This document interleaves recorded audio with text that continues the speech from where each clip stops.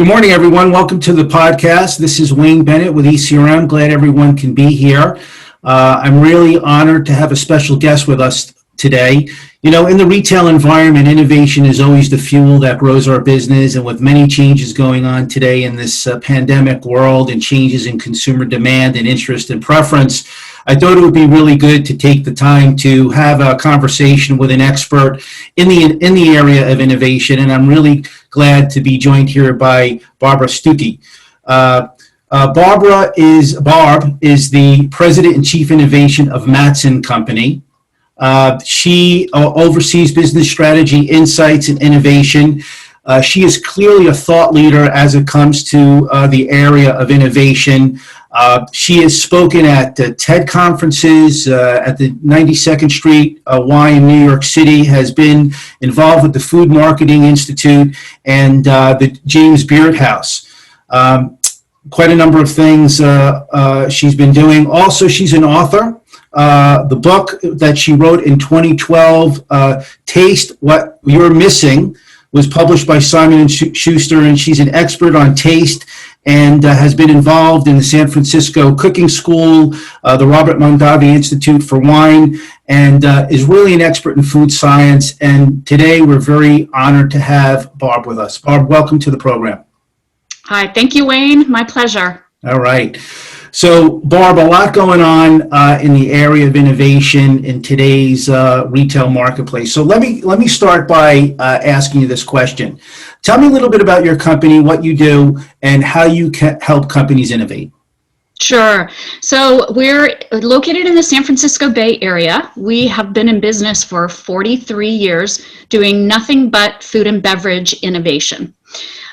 We help our clients all along the journey from idea to commercialization. So that starts by us helping them identify an area of opportunity. It may be a strategic area of opportunity. It may be going after a specific opportunity that they've identified but really don't know how to go after it. So we do consumer insights. We help them develop this very tight strategy, which then moves into conceptual development, which for us, that means product innovation. What is the actual food or beverage product that we're going to develop? Usually we develop a range of them. We put them back in front of consumers. We get a reading as to whether there's a big opportunity, a small opportunity, a fit with a brand. And then from there, what we're best known for is taking that concept that may exist on paper and turning it into a viable consumer product. So we pride ourselves on developing things that have a line of sight to commercialization. And if our client wants, we can actually find them a contract manufacturer and lead the scale up and commercialization effort to get that product to market. Mm-hmm. So really it's all about, from start to finish, or soup to nuts, or however you want to say it, we help them with all of the steps along the way. We work across categories and temperature states and even channels of distribution and consumer need states. So, we have this very big, broad understanding of consumers' relationships with food. That's great. Thank you. Yeah, no, Barb, so I think we came across each other. I had read a really intriguing article about the state of innovation that was published by your company. And I think that was really the catalyst as to why we originally reached out to you. So maybe you can give the viewers here some insights into the current state of innovation in the food and beverage marketplace. Yeah, I mean, these are unusual times, of course. Everybody knows that. We work for clients that are as big as the largest food companies in the world, mid-tier companies, startups, and then even entrepreneurs who have an idea. So, when we look at innovation, we look at it from the perspective of multiple different size operating companies. And, what you're seeing happening at the big end, the Coca-Cola's, the PepsiCo's, the Nestle's, is that they're really trying to focus their efforts on they're big brands, at least in the short term. And then the smaller brands maybe aren't getting as much attention these days, meaning that the innovation spending and the innovation effort there is not as great as it used to be. And so they're really making big bets on big brands. Now, if you shift towards the smaller end of the scale and you've got entrepreneurs, early stage startups, mid-tier companies, you know, what's happening there is really that the tension against these big brands, which consumers have gone back to, and that tension with regard to innovation really means that you can't do a product that's just new to you, meaning new to your company and your brand, but isn't perhaps new to the category, because there really is a fight for shelf space. And with retailers, as you know, trying to really pare the number of facings that they have, focus on their big sellers, high velocity items, they are looking for true innovation. And so, you know, a lot of companies think, well, we're innovating because we've never done this before.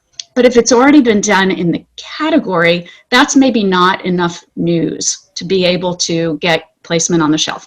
So what we're helping our clients do, and what we're recommending to our mid-size and smaller companies, is to identify a true innovation that represents a point of difference from what's on the market. And then that point of difference will allow you to differentiate yourself and allow you to gain the distribution that you need. And normally that point of difference, it connects back to the consumer. And what we like to say is we're identifying sometimes needs that consumers have, but not always, because in some categories it's more like a want, right? Like in the ice cream category, nobody really needs ice cream, but we have wants in certain categories. And sometimes consumers can articulate what those needs and wants are. Sometimes they can't. And you just have to talk to them, and you have to be an astute listener to identify these unmet needs and wants. And that's where the innovation focus should be. Yeah, Barb, very, very insightful. So I do have a follow-up to that. Is so, you know, clearly you stated earlier that retailers are looking for innovation to drive category incrementality, and it really has to be unique and different. And you talk of the emerging and the mid-tier suppliers that are playing in this space, but how can these suppliers really achieve that? Like, what is it that they need to do? You know, here at ECRM and excuse me, Range Me, we deal with a lot of these emerging mid-tier companies that are new into the marketplace, and they're looking to succeed. What do they need to do to achieve the pinnacle of innovation? Well, first of all, they need to have a brand that stands for something. And that's really, really important, because what you want to do is make sure that you're exploring areas where your brand has legitimacy, a history, or a mission. You know, having identified what that you want that brand to stand for in terms of the consumer, and whether it's not on the market yet or whether you're just early and emerging, the consumer really has to associate the brand with something. And then what we try to do when we take on a project is to really get in and understand that brand, understand, you know, where it's sold and what assets it has. Maybe that's, you know, a particular type of distribution or a particular manufacturing capability, or if the brand just occupies such a unique space because of the way that it has been marketed and the way they've gone to market, or it just appeals to a very specific consumer. So then we take those assets that belong to the brand and try to find innovation within that space. Because what you don't want to do is do something that doesn't connect back to your brand, even if it's interesting or it's a big opportunity, because consumers can kind of smell that, right? They kind of know if it's not a fit, and they're looking for a brand that is coherent and product lines that fit under that brand that ladder up to the benefits and the equity of the brand. So that's the first place to start. Then the other thing is we like to say, A killer product is your best defense. It's your best way to succeed. You really need to spend the time and money to get the product right. And there's so many opportunities out there for consumers within any category. I mean, look at all the SKUs that are available within a specific category that consumers don't have to sacrifice. So if you've identified maybe a particular nutritional benefit that you can work into your product, but the consumer sees the product as a sacrifice, they're not going to repeat purchase. Mm-hmm. And that's what we're trying to do, is to build in products that deliver on whatever the benefit is that you're trying to trying to get to that need or want. But the product also delights the consumer, it delivers on it, so that there is no sacrifice to the consumer. Yeah. And when you nail that, and it's a fit with your brand, and the product is awesome and delivers on the need or the want, I mean, that's just a recipe for success. There's demonstrating that to whoever you're trying to sell into is really important. So the other thing I would say is make sure you understand the competitive set. I mean, we just had a potential client come to us with a desire. They wanted to get into this business, and we had to point out to them that there's a lot of companies already in this category that are doing it really well. They have some capabilities and some assets and some advantages that you don't have. It's going to be a struggle for you to do this. And so what you want to identify is an area where you can win. Mm-hmm. Right. It's interesting that, in the brand ecosystem, there are assets that brand owns or has privy to, and the opportunity really to drive innovation is to look at all of that asset profile, mm-hmm. and extract from that what mostly aligns with the consumer need, and mm-hmm. Think a little bit differently about that brand and the assets related to that brand to really optimize the opportunity to drive innovation. So I would agree with you. So obviously you're an innovation expert and you have privy to a lot of different brands coming to market. So what are some of the trends that you see in the marketplace today from an innovation? I know you're really in food and beverage. What are you seeing out there? What are some of the trends? What don't we know yet? Well, first let me tell you what you do know, but where we're going to continue to see growth, and that is in health and wellness areas. So products that offer a unique health or wellness benefit. Right now, we're watching the immunity space, which makes perfect sense when we're all worried about catching a virus. So that kind of ladders up to specific ingredients or technologies that you might be able to employ to deliver on immunity benefits. But it's even more than that. Wellness today means the ability to relax, the ability to sleep well, the ability to perform at your best. And so products that tap into those types of consumer desires, that they may be getting from a pill today or coffee or, an Ambien. We're now seeing all sorts of products come into the market that help you relax at the end of the day, that help you sleep better, that help you focus. So really getting into like the next level of wellness, which is, not so much about being fit and focused on disease states, but focused on just overall wellness, overall satisfaction with life. So we think that that's going to continue to grow, and that's happening across pretty much every category. Specifically beverage, that seems to be an area where there's a lot of functional products that are delivering wellness, but also in confectionery forms, in snack forms. So we're starting to see things like adaptogens, even pro and prebiotics delivered in snack form, confection form, beverage form. So we're watching that space and we're working a lot in that space. Mm-hmm. So the other thing I would say is that right now, I know everyone's reading it and hearing it, but we really believe that the shift to a plant-based diet is a fundamental shift in consumer thinking and behavior that has just started to penetrate the masses. So if you look at, for example, the dairy category, in fluid dairy, plant-based dairy alternatives represent somewhere between 14 and 15% of the entire fluid dairy category. So if you use that as a template and you look at other plant-based alternative categories like cheese or yogurt or butter or even the meats, I mean, meats are, you know, a tiny, tiny fraction in the single digits of the overall meat category. Chicken, the number one per capita animal protein consumption is chicken.